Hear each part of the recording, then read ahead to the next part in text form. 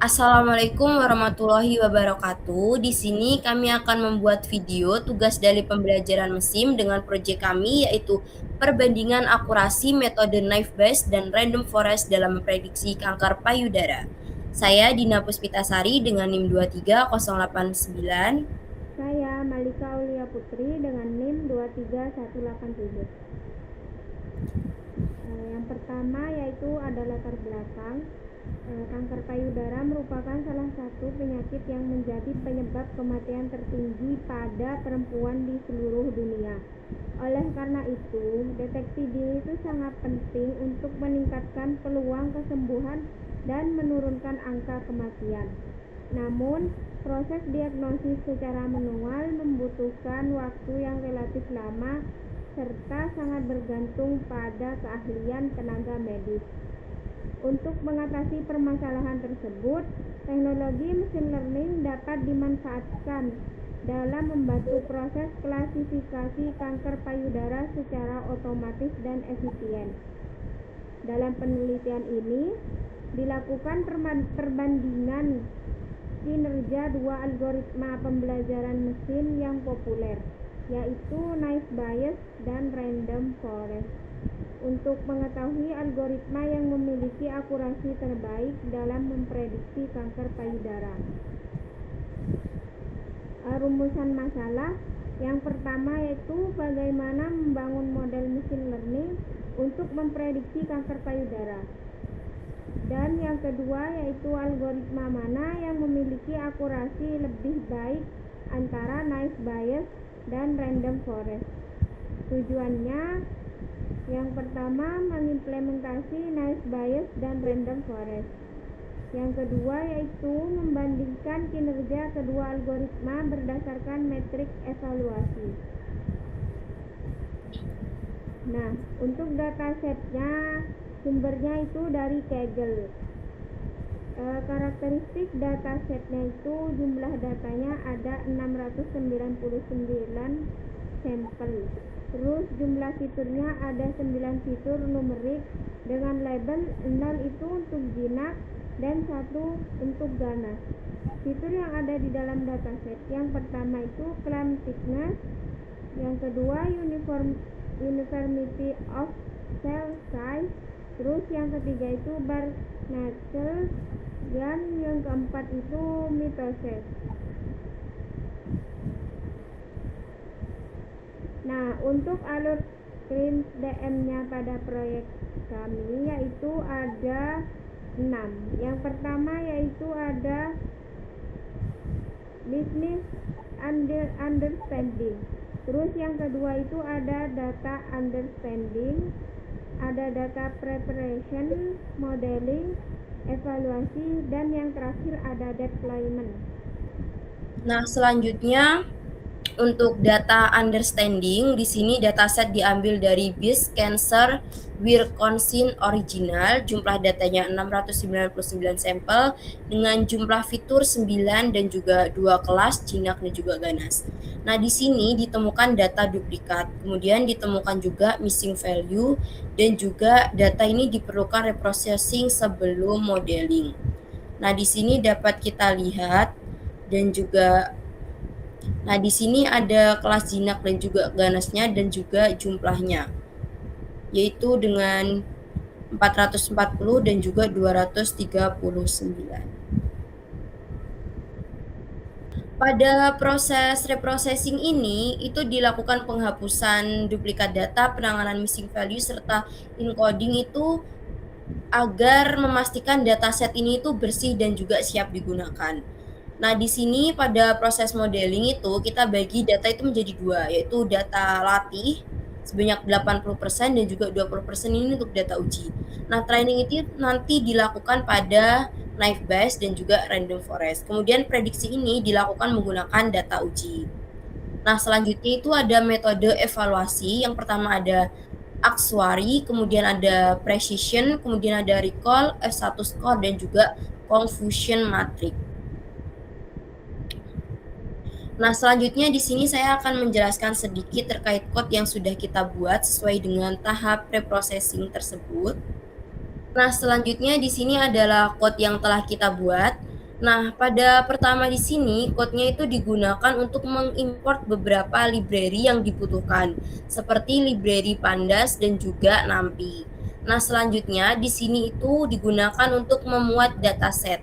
Nah, dataset ini yang kita ambil dari Bears Cancer Wisconsin original itu dimuat ke dalam program. Nah, kemudian di sini akan nanti menampilkan pemeriksaan sel kanker payudara yang digunakan sebagai dasar untuk melakukan klasifikasi antara kanker jinak dan juga ganas. Nah, selanjutnya ini ada data understanding. Nah, ini itu dilakukan untuk menganalisa atau mencakup pemeriksaan struktur data dari jumlah fiturnya, kemudian tipe datanya, serta ringkasan statistik. Nah, ini itu digunakan untuk memahami karakteristik data sebelum dilakukan preprocessing. Selanjutnya di sini yaitu pemeriksaan dan penghapusan data duplikat. Nah, di sini itu kita periksa apakah ada data duplikat atau tidak. Nah, kemudian di sini kita printkan jumlah data yang duplikat itu ada berapa dan di sini muncul outputnya bahwa jumlah data yang duplikat itu ada 8. Nah, kemudian di sini kita lakukan penghapusan data duplikat. Setelah itu kita printkan kembali data duplikat yang sudah kita hapus ini masih ada yang tersisa atau tidak. Dan setelah kita cek ternyata data duplikat setelah dihapus tuh tersisa 0. Nah, selanjutnya ini yaitu penanganan missing value. Nah, ini tuh dilakukan penanganan missing value ditandai dengan karakter yaitu tanda tanya dan juga none. Nah, kemudian nilai tersebut ini nanti diubah menjadi nilai kosong yang dapat dikenali sistem. Kemudian nanti baris data yang mengandung nilai kosong itu dihapus agar data bersih dan siap diproses. Selanjutnya yaitu encoding label.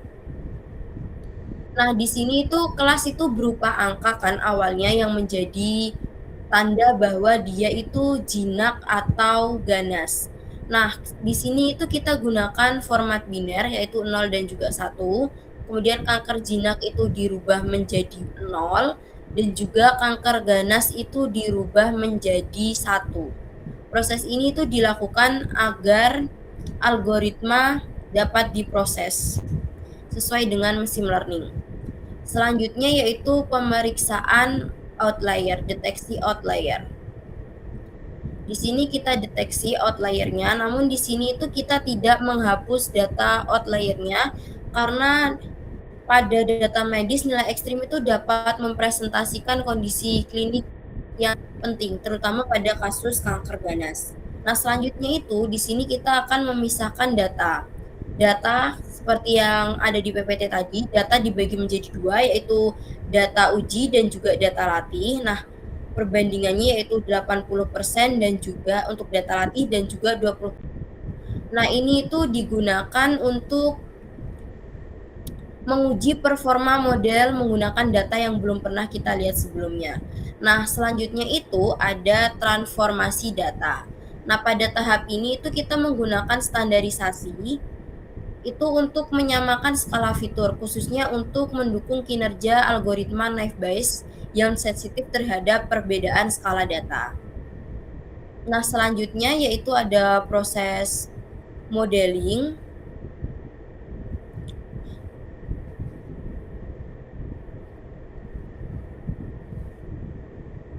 Nah, di sini ada proses modeling untuk naive Bayes dan juga random forest.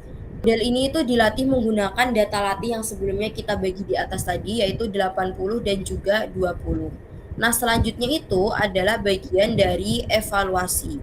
Nah, evaluasi itu kita lakukan evaluasi terhadap modelnya. Di sini tadi di PPT itu dijelaskan bahwa kita menggunakan beberapa seperti metrik, akurasinya, precision, recall, F1 score, serta convolution matriknya. Nah, di sini itu hasil akurasi dari naive Bayes itu adalah 96.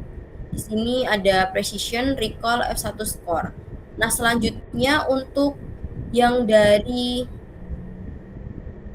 random forest itu ada 95. Juga ini adalah convolution matrix dari naive Bayes dan juga confusion matrix dari random forest. Nah, selanjutnya di sini itu adalah hasil dari perbandingan antara naive Bayes dan juga random forest. Itu akurasinya adalah naive Bayes 96 dan juga random forest ada 95. Selanjutnya di sini ada perbandingan akurasi.